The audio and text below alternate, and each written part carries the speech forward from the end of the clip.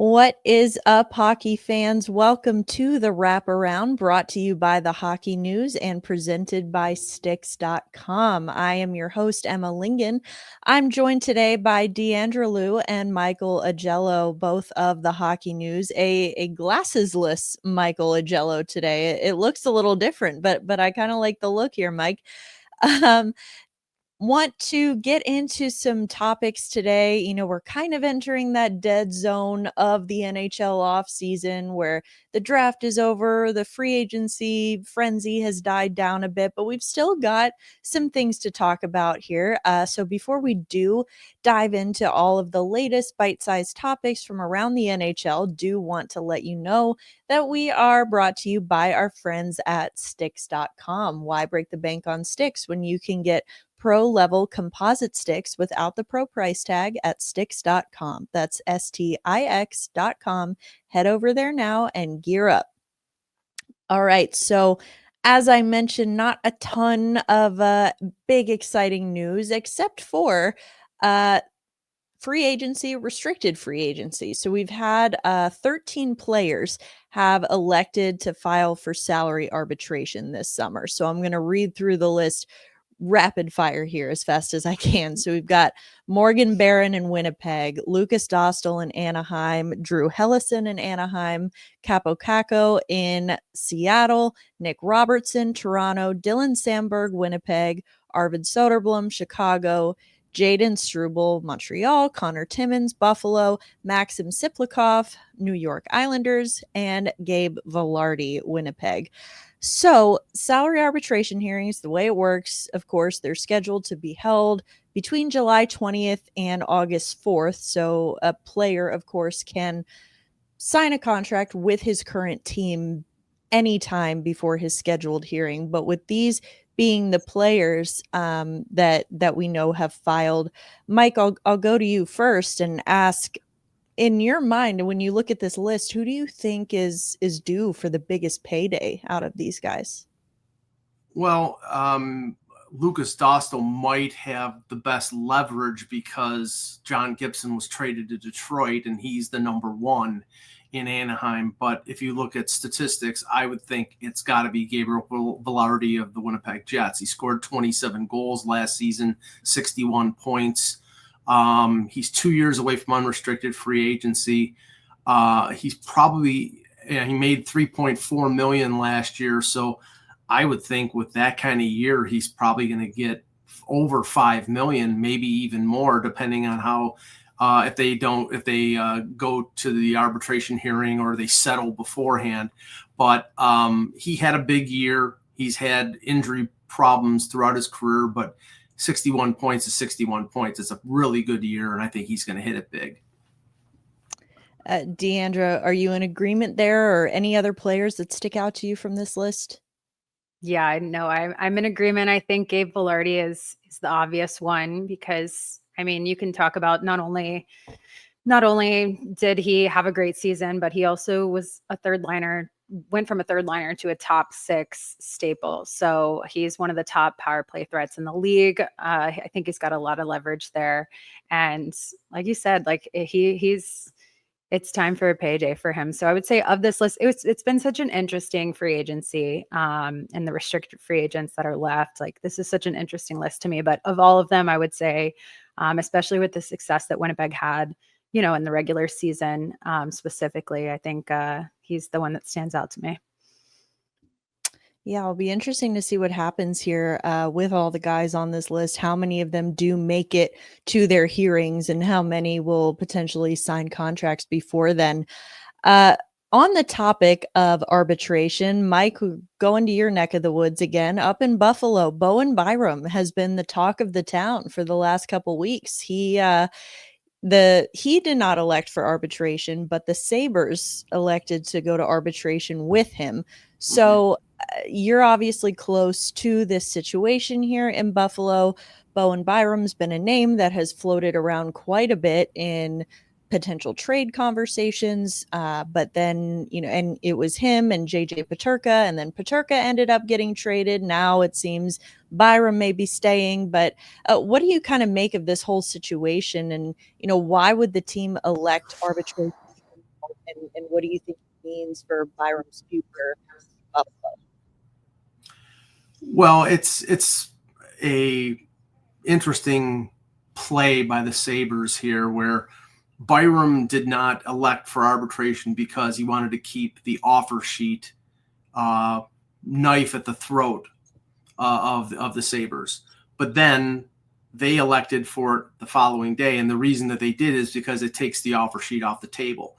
Now, from the Byram perspective, it's fortuitous because they can choose the length of the arbitration award. They could say Darren Ferris is his agent. He could say, I want 2 years. Well, he's 2 years away from unrestricted free agency. So they get him under control for 2 years, but then he can walk in unrestricted free agency. So there is some advantage there for Byram. But the whole thing here is, will he be in Buffalo by the time the arbitration hearing occurs?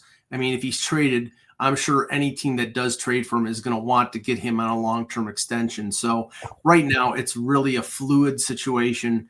And I mean, I think it's 50-50 whether he gets traded before the season. But Kevin Adams has said, I'm open to Bo coming back. So we'll see what happens. Yeah, Diandra, what do you make of this from a sort of a league-wide perspective with how much Byram's name has been out there in these trade conversations? I mean, now with everything that's happened with arbitration, do you think that the Sabres have maybe lost some leverage in a potential trade, or does this really impact them at all? The Sabres are such an interesting team to me because it's hard to figure out what direction they're trying to go in, right? I think the Peterka trade kind of, to me, that threw me off. So it's hard for me on the outside from a league standpoint to figure out what direction Buffalo is trying to go in here. I wouldn't say, I don't know. I feel like Michael is the best person to ask because he's in there every day on this. I'm not sure if they necessarily lost leverage, but yeah, again, I'm Buffalo is a mystery to me of all the teams in the league, I would say. So the Bo Byram conversation, it's tough. It's tough for me to say on the outside, honestly, looking in. It's a mystery to me, and I've been covering for a few years. I mean, the fans of this team, and they have not made the playoffs in 14 straight years, and based on the moves they've made so far in unrestricted free agency and even in terms of signing some of their players, it's going to be 15 unless something dramatic happens. I mean, they're going to need a lot of their young players to come to the forefront. They're going to need big years from guys like Tage Thompson. Everything will have to go right for this team to make the playoffs. And they really didn't do themselves any favors. And if they're bound and determined to trade Bowen Byram, then they're going to have to get NHL quality talent back. And that is a tough thing to pull off in the NHL this summer, especially. I guess that's the part that's a mystery, right? Is why would you want to trade Byram not knowing what you're going to get back? I mean, because we're at the point now, like the buzz is over. There's not a lot out there. So anyways, just piggybacking off of what you said, they're a mystery.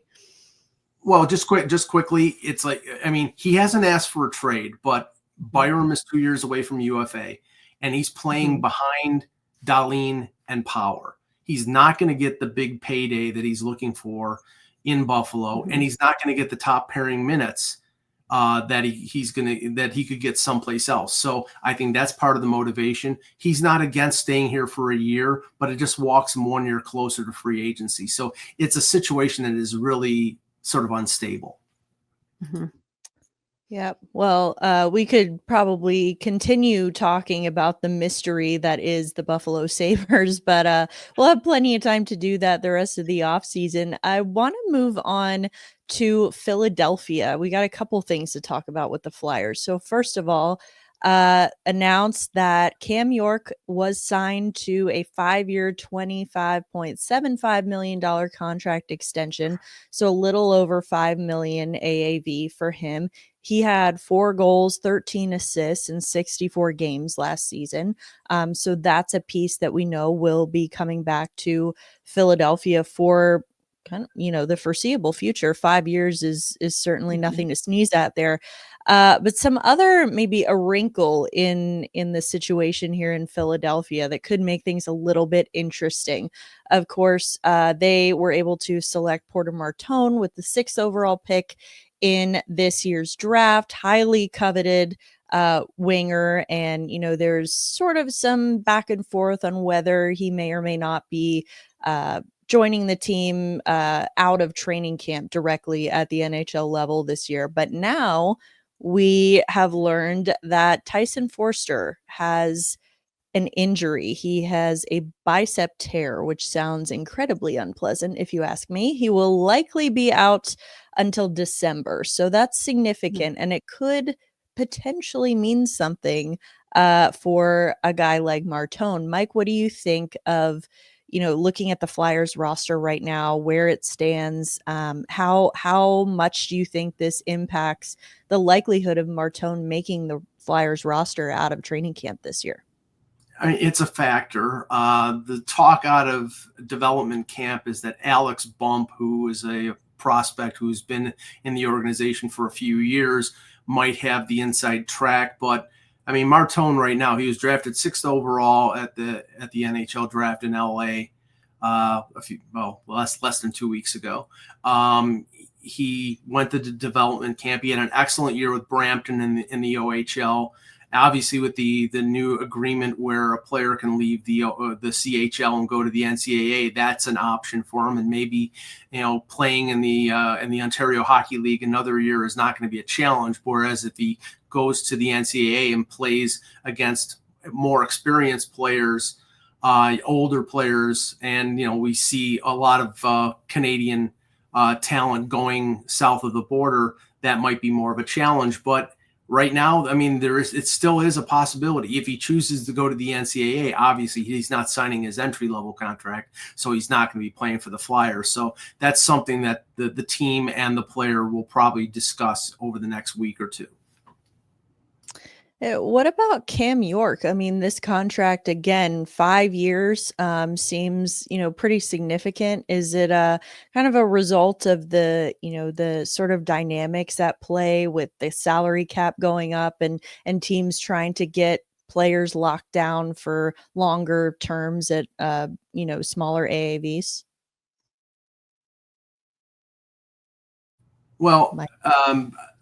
I'll just say this: when Kevin Ball in Calgary gets $5.5 million, and you see the money, the stupid money that was spent on Cody Ceci and a few other veteran defensemen, signing Cam York at $5.15 million at 24 years old seems to me a pretty decent bet. He had 30 points 2 years ago. He had an off year last year, but money is being spent on blue liners, and really, so in my estimation, dumb money. I mean, just, there are some defensemen out there that, didn't warrant getting the money that they got. This seems to me a good bet, a young defenseman who's got some talent. I think it's a good opportunity and a good signing by the Flyers. Yeah, Diandra, you've got a little bit of experience with this in Tampa, with defensemen leaving to get more money on the open market. Obviously, Nick Perbix, I think, took advantage of the pretty thin free agent market for especially right shot defensemen this year. So, what do you think of this bet for the Flyers? Yeah, I think I agree. I think anytime that you can get a young, good defenseman, especially like, I think, to me, I look at, there were a lot of 5-year deals, I will say, this summer. I noticed that, and it could be the cap going up and things like that. But anytime you can lock down a solid defenseman like that, a young solid defenseman, you want to do it, because and I saw this with the Lightning, like in the years that they won the cup, and then you can look at the Florida Panthers right now as well. But in the years that the Lightning won the cup and they were at their prime, they were best on the blue line. Like, they were absolutely shut down team defensively. And that's how you're going to win games. And you can, plug in the pieces as you need up front, but locking down your defenseman, especially as the cap is going up, locking him down at, I think, a really good price. I thought that was a great move. All right. Well, we've got one team still in search of some pieces or a piece, although it's probably not going to be just one, to replace the pretty significant piece that they lost. Of course, the Toronto Maple Leafs are going to be searching for some sort of semblance of a replacement for Mitch Marner, whom they lost to the Vegas Golden Knights. So, again, as we've been saying throughout this entire conversation, the free agent market is not very robust this year. It really wasn't to begin with.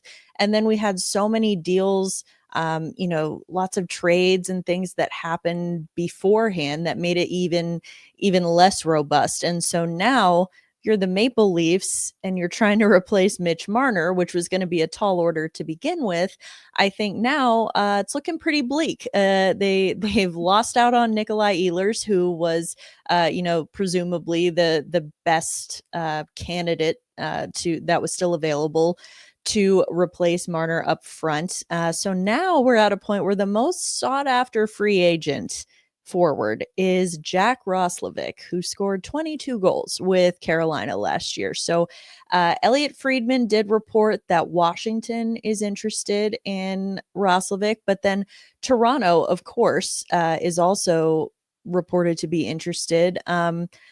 Mike, what do you think? I mean, is this as bleak as it sounds for Toronto right now, or is there any other way that they're going to be able to try and make up for some of the void left by Mitch Marner? Well, I mean, the loss of somebody like Marner and not getting an adequate return, I mean, that falls on Brendan Shanahan and Kyle Dubas going back a few years, but it was a fait accompli once he decided he was going to block a trade to Carolina, a three-way deal, or the direct 1-for-1 for Mikko Rantanen.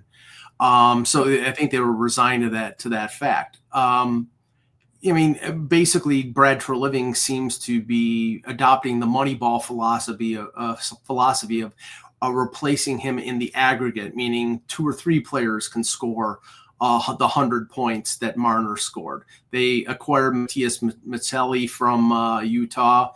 He had an off year this year, but this is a guy who scored 57 points the year before and was an all rookie 3 years ago. So I think they're going to depend on him a little bit. The Roslovic move would be interesting. He played with Austin Matthews. Now, this is a decade ago, but he played with him on the same line with the National Development Program. They know each other well. He's at a crossroads in his career. He did have 22 goals last year with Carolina, but he's not going to get anything more than a 1-year deal out there because he's moved around a few different places. But if he sets himself up for a big year playing with Austin Matthews, he could hit it big in free agency next year. So that's what I think Toronto is depending on, is a couple free agents out there like Roslovic or Jeff Skinner or a few others. You have the prospect of playing with Austin Matthews. And if they don't do that, then they may go the trade route. But some of the stuff that's out there about them trading for Nazem Kadri is just silly because it's not going to happen. They don't need to add another 34-year-old center. So that I don't think that's realistic, but Roslovic signing would make some sense. Diandra, I think the last time I had you here on the show, you said something to the effect of, it's always something with the Leafs. It's always something. So I think that's absolutely accurate. What do you think of this? I mean, do you think it's at this point Roslovic goes to Toronto? And if so, is that going to move the needle that much for them? Or are they going to have to do something a little bit more drastic to really try to avoid that significant drop off after losing Marner? Well, I think Roslovic would be an interesting pickup for them just because, like Michael mentioned, right, a 1-year deal actually might work out best for them. This is going to be an interesting year, right? Because there's no way to make up for the loss of Mitch Marner. You can add a few players, right? It will take maybe two or three guys to make up for what he had, 102-point season last season. That's a lot. So Roslovic could be an interesting choice, right? They could sign him for a year. He's hopped around a little bit, see what he does. But if not, then they're free and clear to move on. And that gives them time to start working on, honestly, next season and or even the trade deadline and see what they can pick up. But overall, I'll just stick with it. Like, there's always something with Toronto, but this year specifically, the loss of Mitch Marner, it just seems like this is going to be a different team moving forward, and they might be smart to pick up some young guys. I think locking down Matthew Nyes was very smart for them. He is only going to get better as the years go on. You want to lock him down. If they lost Matthew Nyes, it would be grave there in Toronto. So, but I also have noticed that players aren't particularly drawn to playing in Toronto right now because it's a stressful environment. I think, we've seen a number of players. I know that they were hoping to get Brad Marchand too, which would have helped, but that didn't work out. So like I said, just an interesting time in Toronto, but we'll see what happens. I think a 1-year deal might be smart for them in this transition phase of their journey. And Emma, I think that what Brad Treliving is trying to do is keep the pressure off of Easton Cowan, who's one of the top prospects in their organization and had a fantastic resume playing for London the last 2 years, winning Memorial Cup last year and MVPs and everything. But he might not be ready. And if you go out and sign a Roslovic or a veteran, then it gives them a little bit of a buffer zone. He can play in the American Hockey League. If they don't sign him, then the expectation is that, okay, this guy's got to fill in for Mitch Marner, and that's an impossible thing to do. So I think they're going to bring in somebody to be a buffer to prevent Easton Cowan from making the team, unless he just blows the doors off in training camp. Yeah, that's a good point as well. Sort of for a signing that could be for the now, but also for the not quite yet in Toronto. So really good point there as well. I want to talk about another team here and their playoff chances and Stanley Cup chances, even for, how it may or may not have been impacted so far this offseason, and that's the Dallas Stars. Now, of course, they were, the belle of the ball last season. It was, they got Mikko Rantanen. Jim Nill gets GM of the year again. They have this high octane offense, and they were supposed to kind of go all the way, and then it seemed that it was coaching that primarily got in their way. And so, of course, now Pete DeBoer is gone. They have a new head coach. They did lose some pieces. I think, for instance, Cody Ceci, not a huge loss for them.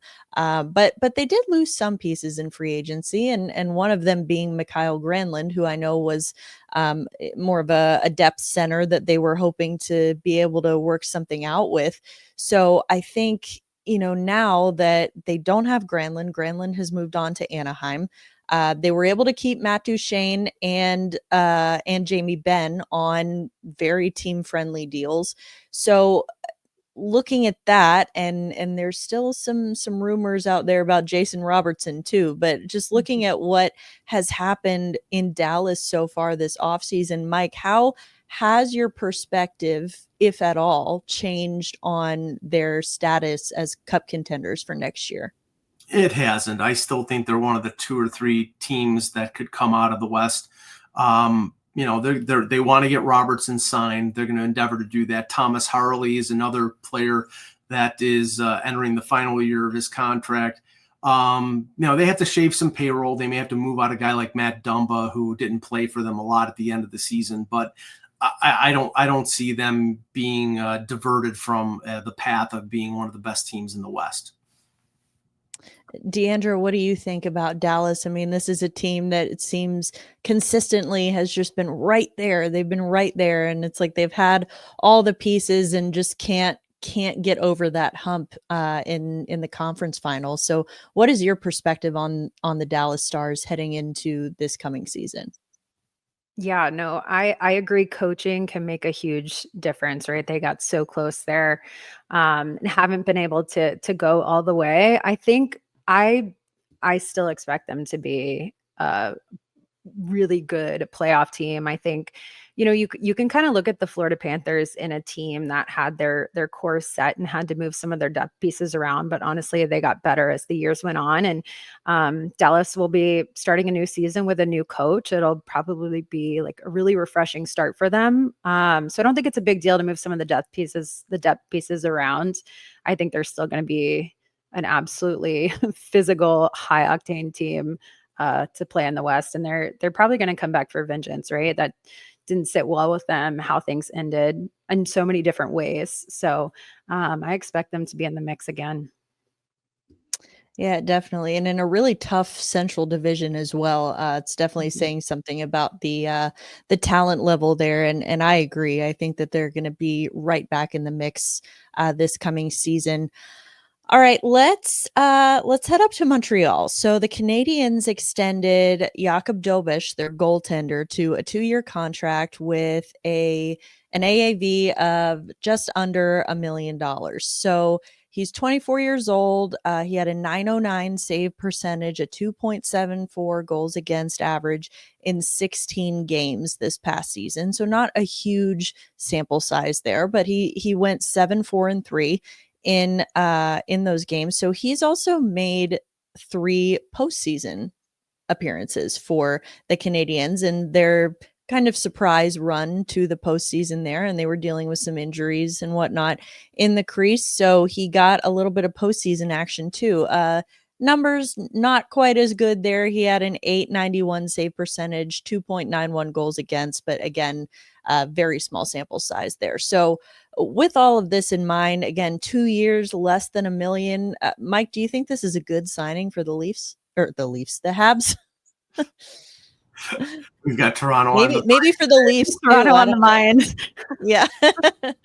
I think it's an excellent always signing. Something. It's always something with the Leafs, right? Yeah. I think it's an excellent signing by Montreal. I mean, he had a fantastic year between Laval and the Canadiens. They buy an extra year with the 2-year deal. He's waiver exempt, so if he doesn't win the backup job at training camp, they can always send him back to the American Hockey League. They went out and they signed Kaapo Kähkönen, who's an experienced backup goaltender on a 1-year deal. So I think they've guaranteed themselves at least somebody who can do the job behind Samuel Montembeault. So I think it's a pretty good signing. Diandra, what do you think of this signing, especially with how thin the free agent market was for goaltending this offseason? I mean, how crucial is it for the Habs to lock up a young, sort of on the rise goaltender like this? Yeah, well, first of all, the Habs are an on the rise team, right? They got a little taste of the playoffs, and they just, they're going to be hungry going into this season. So, yeah, I mean, you can never have too many good goalies. And so I thought it was really smart to lock him up. And it also creates like a really healthy competition heading into training camp. I think that they are in a good position. A team that was active this summer of all the, it was just a really quiet free agency and a quiet draft, but Montreal seems to be making the right move. So I think it was a really good decision there. Yeah, definitely. I'm very excited to watch the Habs and see what they do this season. Definitely a team on the rise there. Diandra, you mentioned the draft. One of the players who was drafted in the first round of this year's draft, Jake O'Brien, has already signed with the Seattle Kraken. He signed a 3-year entry-level contract. So, does that necessarily mean anything about the likelihood that he plays in the NHL this year? Mike, what do you make of this signing for O'Brien and the Kraken? And then looking at the rest of this year's draft class, is there anyone else that you're looking at who you're sort of expecting to sign their entry-level deal pretty soon? I mean, the entry-level contract to O'Brien obviously rules out the NCAA, so he's going to stay with the Kraken or he's going to go back to Brantford in the OHL. Based on where they are in terms of their lineup, you've got Beniers, you've got Shane Wright, and you've got Chandler Stevenson up the middle. I just can't see O'Brien cracking the lineup as an 18-year-old with a couple younger centers there needing playing time. So I think he's going to go back to the OHL. As for who's going to stay from the draft, I mean, obviously, I think Schaefer is going to, but maybe Michael Misa in San Jose. But past that, usually it's the top 2 or 3 picks, and then very rarely does anybody make it deeper into the first round, make it to the NHL in their first year. Diandra, what do you think of the, again, like we said before, quiet free agency, quiet draft, not a ton of players that in this year's draft who are maybe slam dunks to crack the NHL rosters out of training camp. So what do you think here? Is there anyone from this year's first round who you think maybe could join O'Brien there in signing their ELC? Kind of like what Michael said. I mean, Schaefer is obviously the only one that I would say is a guarantee. And I think the Islanders are in an interesting position, right? Where they're trying to bring in young guys and almost do, I don't want to call it a rebuild, more like a retool, and kind of mix with the veterans and the younger guys. So he's probably the only player that I really expect to, sign and go. But yeah, like you said, it was just a really quiet draft. Montreal, they made a couple moves in the draft. I feel like they were probably the most active team. And again, they're one of the teams that I'm watching. I'm really excited to see what they do. I think they've kind of adopted the personality of Marty St. Louis, and they've got all these younger guys coming in, and they're going to be really hungry. But it's hard to say. I mean, Schaefer is probably the only one that's an obvious pick here of the bunch. Yeah, probably not a ton there, but will be interesting to see what happens. You mentioned Marty St. Louis, so let's wrap up here. Let's wrap up with talking about the Tampa Bay Lightning. So reportedly, we're interested in Nikolai Ehlers. I mean, who wasn't at some point or another? But I think that, the Lightning sort of up until the end there, up until the final stages, they had reported interest in Ehlers. Of course, if they were going to make a push to sign him, that would have required Julien Brisebois to clear some pretty significant cap space. Not that has ever stopped him before. He has clearly had no issue doing that in the past. So, like Tampa otherwise has just had a very quiet free agency, I think, especially with their cap situation. Diandra, I'll start with you. Do you think that this is a cause for concern after their early playoff exit, or do you think that sort of less is more in this case for the Lightning? Yeah, I think the Lightning were really happy with the team that they had. I know they had a first round exit, and there's some areas that can be tweaked, obviously, but I don't think that there was a lot out there for maybe what they wanted. You talk about Ehlers, and that's the perfect example, right? Julien Brisebois was, reportedly interested in that situation. However, when you look at the numbers, there was no way that was going to happen. You'd have to give up a forward that like an Anthony Cirelli type player, like that just, it cancels out. It doesn't make sense. So when I heard Ehlers talk about, maybe wanting to be in a market where it wasn't as stressful, like out of the Canadian markets and wanting to move in a different direction, for sure, I thought Tampa would be of interest for him. He ended up going with Carolina, but yeah, I think with the Lightning, they were happy with their team. There are some tweaks. I would expect probably they'll play through the season, see what things look like, see what happens with Isaac Howard and what they have. And then I would expect Julien to make some moves at the deadline. That's where I think we're going to see some movement from these teams. Mike, what do you expect from the Lightning this year? Obviously didn't do a ton of moving and shaking so far this offseason, but, after, the way things stood after last season, are you expecting them to sort of come back with a vengeance after that early exit? Or are you expecting anything different from them? I never count out a team that has John Cooper as a coach and has Andrei Vasilevsky as a goaltender. If Brisebois wanted to make the move for Ehlers, he would have had to convince Ryan McDonough to go someplace else a second time. That was not going to happen. Or trade Oliver Bjorkstrand after just getting him. Or, as Diandra just said, trade a guy that you don't want to trade, like a Hagel or a Cirelli.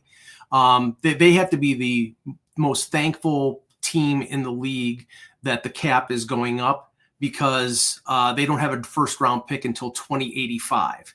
So, I mean, it's a situation where they're sort of locked in with all the cap space that they've allocated to a lot of good players, but they're stuck with them because they really have no wiggle room right now, and they're going to have to go with the team that they have. And I think that's why what happens with Isaac Howard is really important. And I think that's why a lot of Lightning fans are following that situation, because if they can get an early first round pick out of that situation, that will be, for a team that is strapped against the cap, that will be a really good pickup for them. And, I'm sure we could see Julian probably flip that very quickly. There's not a lot of draft picks to work with. They've traded all of them for the current players that they have. So I'm sure that they wanted Ehlers, but they have a really solid forward group. You mentioned Brandon Hagel, Anthony Cirelli, Gensel, Cooch, Point. They have all of them. It would have been a nice pickup, but again, you'd have to trade a big piece to get that player to Tampa. Yeah, I think Julien Brisebois hears first round pick, and in his head he hears trade currency. It just, I don't know. It would be interesting to see what happens with the Isaac Howard situation for sure. So we'll be keeping a close eye on Tampa this offseason. For now, though, that is going to do it for today's edition of the Wraparound. Thank you, as always, to Stix.com for sponsoring us. For Diandra, Loux, and Michael Augello, I'm Emma Lingan. Thank you for joining us, and we will see you next time.